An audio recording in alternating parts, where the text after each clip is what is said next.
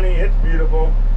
We've had lots of cloudy, rainy days lately, and we're hoping to start swathing oats here today. Daryl sprayed some canola yesterday. Last night he started. And we're hoping that the oats is good to go here. So I'm gonna head out with the swather here, and we're gonna see whether we got whether we can keep going. So yeah.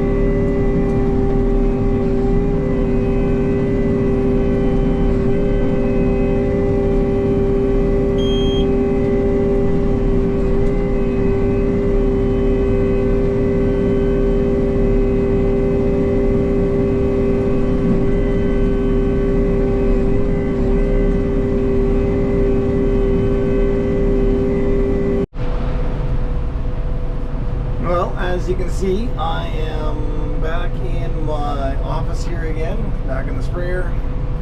Crop is looking very brown here. This is a canola field, and yet we got way too many green ones in here. So we are busy desiccating canola here today. And actually started this field last night. I got about 119 acres done here already, or 100, well, let's say a good 110. And we're getting going here now, and we can get this half section done here today. That is the goal. So we're going to, like I said, this field is not one that we're necessarily proud of. Yeah, I don't know how to explain it other than, don't know if our chemical didn't work as good as we thought, or just another flush of weeds because of all of the rain. Combination of all of the above, but regardless, we got a lot too many weeds in here, so we are desiccating. The other thing that desiccating will do is will make it that if there is any canola that's not quite ripe, it's going to kill it too and get it greened up the same. So it's going to be our way of evening up the field. We do not like to desiccate very much because whatever, I don't like using Roundup any more than I have to. A, it's expensive, and B, just some of the principles behind of that. But this is one of those situations. It is a tool that is used, and I guess I love it for it because it makes it so that this is doable. And I don't have to swath. The swathing is, yeah, swathing I don't particularly enjoy. So, yeah, that's what we're up to today. We're going to see what we get done here, and see if we can get this done. Well, I've got all the headlands done, and I'm starting to go up and down here. It's areas, it's nice. It's perfect timing, and then there's some areas here that are a tad on the green side, but we're going to keep knocking it down. The heads are all ripe, so it's just a bit in the stalks that are green. So hopefully we don't get any rain, and if we don't get rain, it's just a matter of this stuff drying down a bit. We'll be able to get the combines going in here. But if it's a bit on the green rain side and we do get rain or a lot of rain, that green stuff can turn to like very hard to thrash. It takes a long time to dry out, and yeah, that can cause an issue. So yeah, but we're going. I think the swath looks pretty decent. The headlands had some areas that weren't the greatest, but here where I'm going, I think it looks pretty good. The Oats is substantially shorter than last year, but the heads are about the same size-ish, I think, from what I've counted.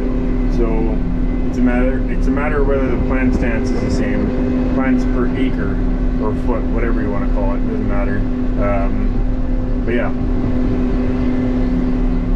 we will find out.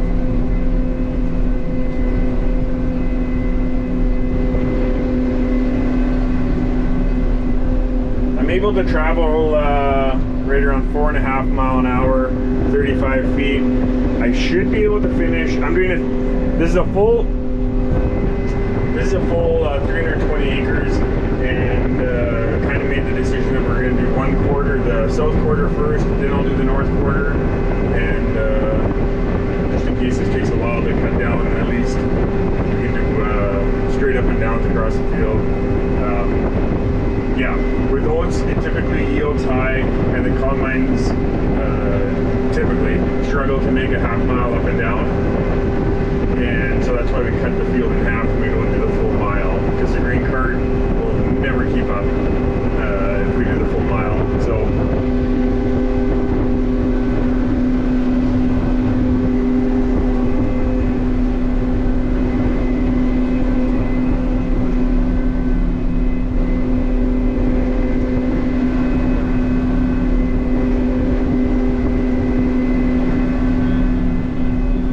calm day, so I've got my drone along, so we might once we get going here, I'll see if I can throw the drone up and do some aerial footage.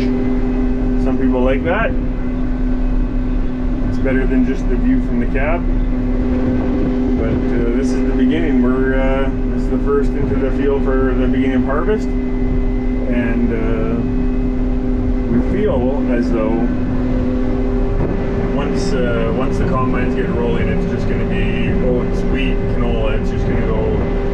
The crops are going to be ready. I don't think there's going to be much of a break between things. So as long as we don't get too much rain along the way.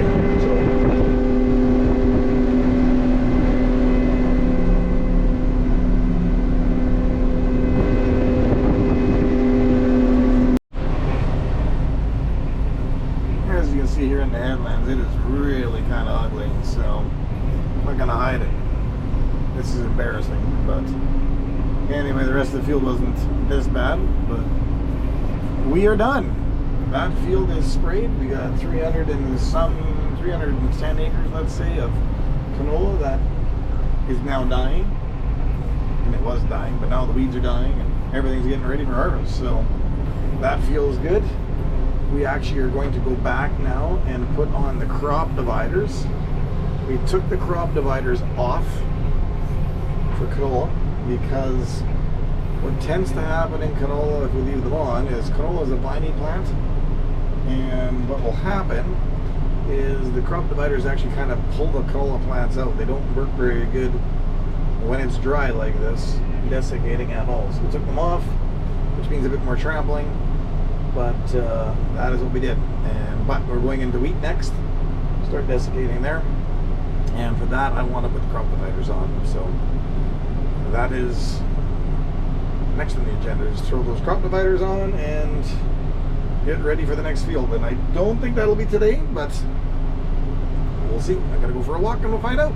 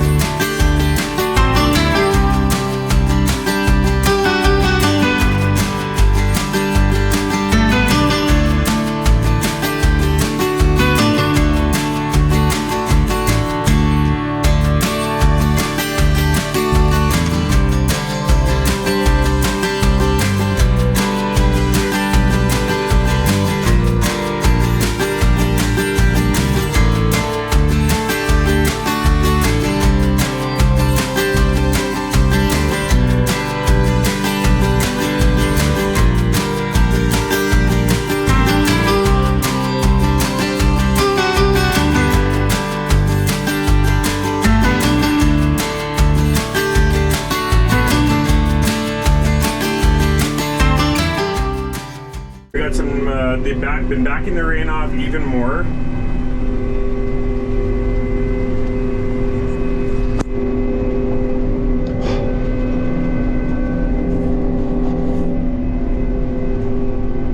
There we go. They've been backing the rain off even more for tomorrow. Right now it's saying that we're probably going to be, I think it's a 40% chance of a millimeter or 2 to 4 or something like that. So that is great news. We're sitting good for moisture. I step out and it's, I don't want to say muddy, but the ground is tacky. So our soybeans and corn, I think they have enough to finish up. So really the only moisture that we need going forward is when it comes to doing field work and that kind of thing. But I'd prefer no rain for a good month, would be awesome. But we will see what we get. There are other areas that are needing the rain a lot more. The fires are still up north, and the rain is actually the rain that was predicted for here. It sounds like it's actually now supposed to hit further north, and they're supposed to get I think close to 50 mils, so 2 inches of rain tomorrow. So hopefully that'll help with the wildfires. And today isn't smoky, but we've had lots of smoky days, and I think I'm hearing from my friends to the south. They're kind of sick and tired of our Canadian smoke going down to you, but we don't get a choice in the matter where that smoke goes. But yeah, anyway, hopefully that happens. But we'll see what we can get done here, and hopefully I don't go that round or two, that round too long. I can figure out when to quit. In the past, when we've laid the oats down like this, or when we swath oats, it takes roughly 2 days before we can combine. But with it being a little bit greener, we're kind of anticipating that it's going to be more like, it could be more like 3 or more. So we'll see whether we can get into this and start combining before the end of the week. But it's Wednesday, August 13th, I think, or yeah, Wednesday, August 13th. So yeah. As you can see right here, this is the spot where my air seeder didn't turn on quite when it at the right time. Only one to blame is me.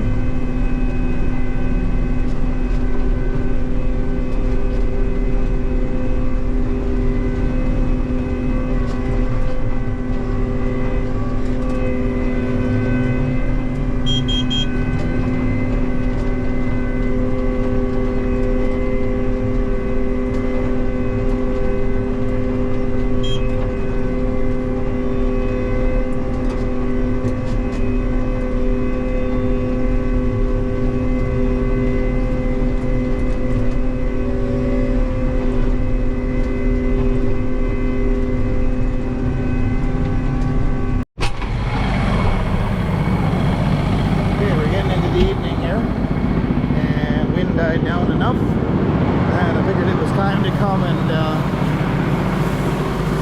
desiccate this wheat field.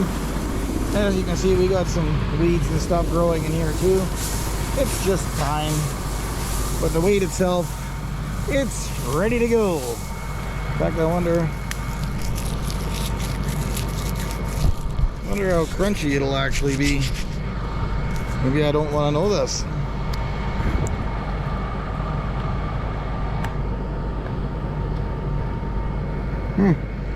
As you can see, there's little wheat kernels.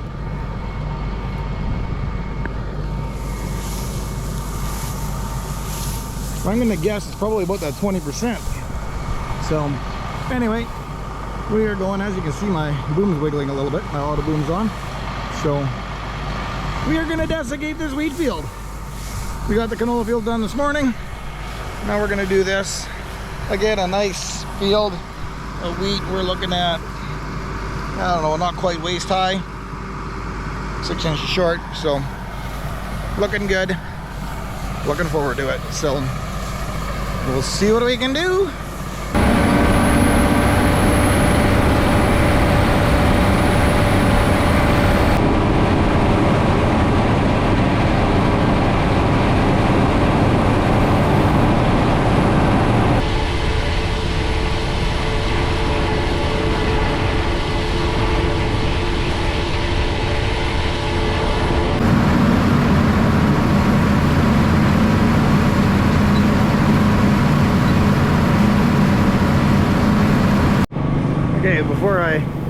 want to waste too much time because I am fighting time, as you can see the sun going down. But some of the things that I look for is, if you look at these heads, they're lying kind of horizontal.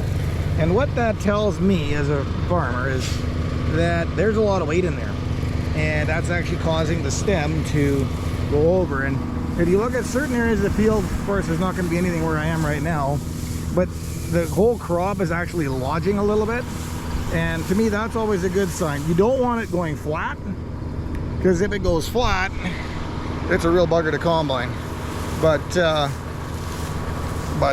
if you can get it to lean, that means you've put enough nutrients and we've had the proper rains and stuff, that there should be a fairly heavy crop there. But should be, and what there actually is there, we won't know for a few more days. So if you look at the size of this head though, it's a fairly good sized head. And then that's looking at my head, yes, it's a big head too. The other thing we look at is how many wide is there seeds. So there's one there. Usually we're going to end up with 2 or 3, and that's what we're going to end up with this time, is 3. So it looks like most of the way up this head on both sides there is 3 kernels for what we call every spikelet. So that is roughly, and if we look at it, 1, 2, 3, 4, 5, 6, 7, 8, 9, 10, there's 13. So if you look at 13 times 3, there's roughly 40 kernels for every head. So now, easy translation, if you get 1 head for every seed we put in the ground, and we seed it at 2 bushels an acre, easy math says it's going to do 80 bushels an acre. I don't think there's 80 bushels an acre. I'm not going to try to fool myself, but I think there is a fairly decent crop here. I'm hoping for 60, maybe even 65, but we'll see. Who knows? I like being surprised in a good way. So, well, that didn't take very long. I did one more up and down, and I thought when I turned it started to do it a little bit, and as I'm getting closer to the south end, everything's starting to chatter a bit. So I'm going to quit now, and we're going to call it a day. Beautiful sunset, and we got our test results back for that perennial ryegrass that we baled, and everything came back awesome. So we got 547 bales off that field, and that's way more than what we were needing for roughage for feed. So yeah, we're sitting awesome. So all we have left to do is we need to bale up, for baling wise, we need to bale up some wheat straw, and we still have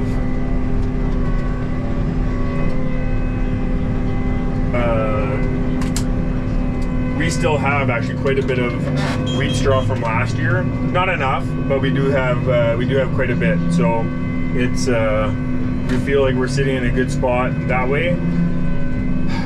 So we're gonna try baling up a little extra, just because it's nice to have some carryover. Yeah.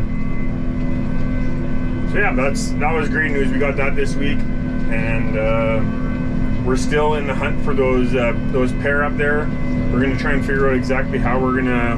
There's a pair, 2 pair up in our St. Laurent pasture, and we've been trying to bring them home, and since we brought those cows, the 32 other pair, since we brought them home, we've been getting absolutely hammered with rain up there, and well, believe it or not, the pond has lots of water in it now. So it's kind of one of those things that I don't know. Either we're glad that we brought them home because they're closer to home, and we aren't going to get stuck during harvest all of a sudden if the pond does run dry. But anyway, that grass is growing good. The pond has lots of water for those 2 pair. So we brought the semi home. We brought the semi home to because we need that semi for harvest. So we brought that home. We don't have to be giving them water, so they're doing fine up there. We just need to figure out how we're gonna round them up. And we've got a couple other ideas. Neighbor Bo has pasture right beside us, and his grass is a little bit on the thin side. So we've been debating on cutting the barbed wire between our pastures and mixing our group up with his, and then we might have a chance of bringing them all home together. But we will see. We're not giving up on them, but they're definitely making us work for it. So anyway, that's about a wrap for today. And I hope you enjoyed it. Harvest is upon us, and things are about to get really busy. So that's good. Anyway, hope you enjoyed it. Thanks for taking the time to watch, and have yourself a good one.